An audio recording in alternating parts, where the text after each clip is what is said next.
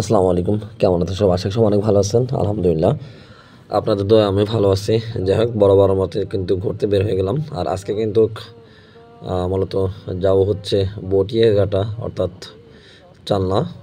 আহ, মূলত যাচ্ছে আর আপনাদেরকে দেখানোর চেষ্টা করছি। ওয়েদারটা মোটামুটি ভালো, তার ভিতর দিয়ে যাচ্ছে আর আপনাদেরকে দেখানোর চেষ্টা করছি। চমৎকার ওয়েদার। আর আজকে যে ভিউটা কিন্তু অনেক সুন্দর লাগছিল। রাস্তার দুপাশ দিয়ে গাছ গুলো দেখতে কিন্তু খুবই ভালোই লাগছিল। আর সেটাই কিন্তু আপনাদের আমি দেখানোর চেষ্টা করছি। অবস্থান করছি বটিয়াঘাটা, অর্থাৎ বটিয়াঘাটা থেকে আমরা যাব হচ্ছে চান্নার দিকে, কাতিয়ানাংলা, পানখালি, এই রুট দিয়ে মূলত আমি যাচ্ছি আর আপনাদেরকে আহ, দেখানোর চেষ্টা করছি। কি বলবো, আজকে নতুন একটা ইস্যু নিয়ে আলোচনা করবো। সেটা হচ্ছে, আপনারা অবশ্যই জানেন আনিশা নামে একটা মেয়ে বর্তমানে কিন্তু বাংলাদেশে এটাই কিন্তু টপ নিউজ, এটাই ভাইরাল। এই নিয়ে কিন্তু আলোচনা চলছে। সেই কথাবার্তা একটু বলি ভিডিওর মধ্যে। আহ, ব্যাপারটা হচ্ছে আনিশা, তার বাবা কিন্তু মারা গেছে অনেক আগে। আর মা কিন্তু অসুস্থ ছিল, স্ট্রোক করার কারণে কিন্তু পরীক্ষার হলে যেতে দেরি হয়। তিনি কিন্তু পরীক্ষা দিতে পারেন না, অনেক ভেঙে পড়েন। আজকে কিন্তু আমরা দেখেছি কিন্তু আনিশাকে পরীক্ষা দেওয়ার সুযোগ করে দেওয়া হচ্ছে ডক্টর মোদি ইউনূস। তিনি বরাবরই তিনি একজন ভালো মানুষ। দেশকে কিন্তু ভালো একটা জায়গায় তিনি প্রেজেন্টেশন করছেন।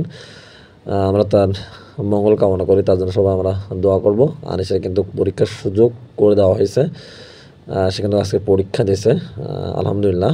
আসলে আরও কয়েকটা আমরা জিনিস দেখছি, সেগুলো হচ্ছে কয়েকটা ছাত্র কিন্তু তারা পরীক্ষা দিতে পারে নাই। তাদের জটিলতা থাকার কারণে তাদের অ্যাডমিট পায় নাই। এটা সরকারি যারা কলেজে চাকরি করেন তাদের গাফিলতির জন্য মূলত এগুলো হয়েছে। আসলে এদিকে সরকারকে আরও যদি সরকার যদি এদিকে খেয়াল রাখে তাহলে কিন্তু এই কাজগুলা খুবই কম হবে। অবস্থান করছে হচ্ছে বটিয়াঘাটা, অর্থাৎ রূপসা যে নদীটা, এই নদী কিন্তু মোংলায় চলে গেছে, অর্থাৎ মোংলা সুন্দরবন কিন্তু এই নদীটা চলে গেছে। খুবই ভালো বড় একটা নদী। আর এই যে জায়গায় দেখছেন বটিয়াঘাটা, এই জায়গায় কিন্তু অনেক লোক ঘুরতে আসে এই জায়গায়। আহ, ছোটোখাটো পার্কও আছে, কয়েকটা পার্ক আছে এই অঞ্চলে। পানখালে যেমন ওয়াইসি রিসোর্ট আছে, রানা রিসোর্ট, এখানে কিন্তু অনেকেই ঘুরতে আসে, কারণ নিরিবিলি পরিবেশ। এই পরিবেশের ভিতরে কিন্তু সবাই ঘুরতে কিন্তু অনেক পছন্দ করে। আর তার জন্য কিন্তু অনেকে কিন্তু এই অঞ্চলে কিন্তু ঘুরতে আসে বিভিন্ন জায়গা থেকে আমরা দেখি। আর বিশেষ করে ওয়াইসি রিসোর্ট যেটা আছে, এটা কিন্তু কলকাতার ন্যায় কিন্তু বানানো হয়েছে। এই ওয়াইসি রিসোর্টে কিন্তু অনেকে আসে। রানা রিসোর্ট, এখানে কিন্তু অনেক লোকই কিন্তু আসে, বিভিন্ন জেলা থেকে আসে, বাংলাদেশের বিভিন্ন অঞ্চল থেকে কিন্তু বিভিন্ন জেলা থেকে কিন্তু এই রিসোর্ট আসে। এবং বিশ্ব থেকে ভারত, অন্য অন্য দেশ থেকে কিন্তু আমাদের এই যে আহ, রানা রিসোর্ট, এখানে কিন্তু অনেকে ঘুরতে আসে। খুবই ভালো একটা জায়গা, আপনারা অবশ্যই আসবেন। আর আপনাদেরকে দেখানোর চেষ্টা করছি, পরিবেশটা কিন্তু খুবই ভালো। তার ভিতর দিয়ে আমি যাচ্ছি। মোটামুটি বাংলা প্রত্যেকটা জায়গায় কিন্তু যেখানে যায় না কেন আপনাদেরকে আমি দেখানোর চেষ্টা করি। আর সুন্দর ওয়েদারের ভিতর দিয়ে কিন্তু আমি যাচ্ছিলাম, যানজট মুক্ত এলাকা, তার ভিতর দিয়ে কিন্তু আমি যাচ্ছি, গ্রাম অঞ্চল। যেহেতু আজকে আমি গল্লামারি থেকে রওনা হয়েছি, ভিডিওটা স্টার্ট করছি হয়তো বটিয়াঘাটা থেকে। দেখানোর চেষ্টা করছি, যারা এই অঞ্চল আসেন অবশ্যই আসবেন। ভালো ভালো জায়গা আছে, নদীমাতৃক মূলত আমাদের এই দেশ। এখানে কিন্তু মূল যে রোডের পাশে কিন্তু নদী, অর্থাৎ খানজানার যে সেতু আছে, রূপসা সেতু, যে নদীটা আসছে, এই নদী কিন্তু চলে গেছে চালনা, মোংলা, এমনকি সুন্দর নলিয়ান, কালাবগি, চতুরখালী, কয়রা কিন্তু এই নদীতে মূলত যাওয়া যায়। খুলনা থেকে আপনি যদি লঞ্চে ওঠেন একদম কিন্তু আপনাকে জোসিন, অর্থাৎ চালনা, কালাবগি, নলিয়ান, ছুতরখালী, কয়রা, একদম আপনি কিন্তু একদম সাতক্ষীরা এই লাইনে কিন্তু আপনি মূলত যাইতে পারবেন এই নদী দিয়ে। খুব ভালো লাগবে। আমি কিন্তু কয়েকবার গিয়েছি, আপনারা যদি যেতে চান অবশ্যই লঞ্চ ভ্রমণ করতে পারেন। সকাল 10টায় কিন্তু খুলনা থেকে লঞ্চ ছাড়ে, এই লঞ্চে আপনারা অবশ্যই যেতে পারেন, খুবই ভালোই লাগবে।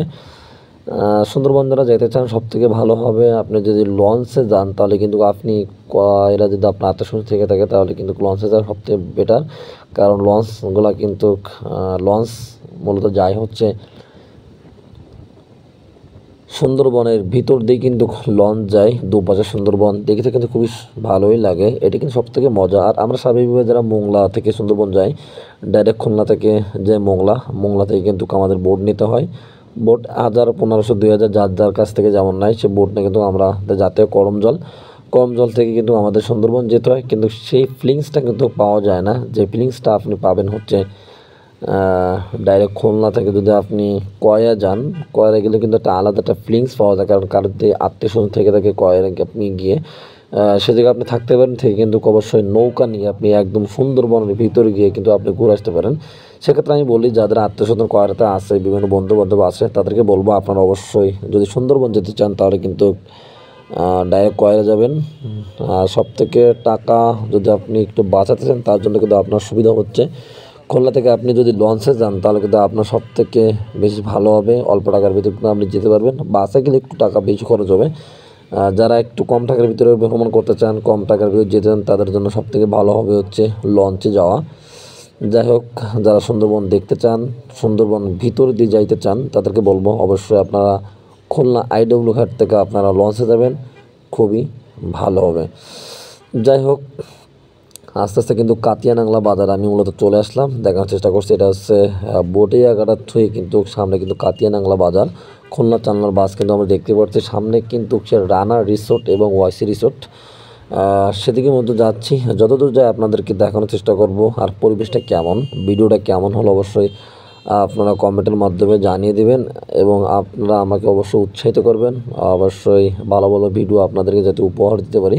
আর সবাইকে বলবো আমার ইউটিউব চ্যানেলটি আছে সাইফুল নূর ব্লগ, সবাই আমার চ্যানেলটিকে সাবস্ক্রাইব করে আমার পাশে থাকবেন। নিত্য নতুন ভিডিও যেন আপনাদেরকে আমি উপহার দিতে পারি, সেটি সবসময় আপনাদেরকে বলি।